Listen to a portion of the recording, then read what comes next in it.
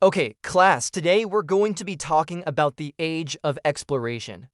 So, in the 15th and 16th centuries, Europeans went around exploring the world and they discovered lots of new stuff and they also caused lots of problems. Let's talk about those problems first. As we've seen before, when Europeans started exploring and conquering the Americas, they brought back all sorts of new wealth in the form of gold, silver, and other precious metals.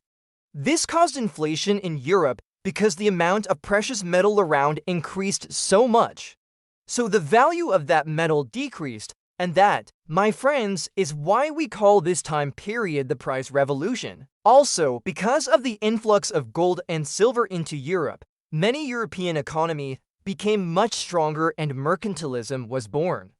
Mercantilism is an economic policy that is based on the belief that a nation's wealth and power depend on its supply of capital and that the more a nation accumulates, the stronger it becomes. Mercantilists believed that a favorable balance of trade, meaning a nation must export more than it imports, will increase a nation's wealth.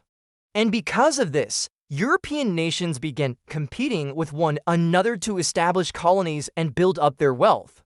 And competition was fierce. European nations raced to build up their navies and conquer as much land as possible. They also began to compete for resources and control of trade routes.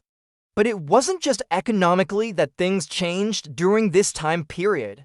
Europeans who traveled around the world made lots of new discoveries that changed the way people thought about the world. For example, they learned that the Earth was much larger than they had previously thought and that there were many different peoples and cultures in the world.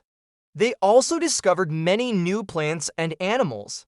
And because of this, Europeans began to question long-held beliefs about the structure of the universe.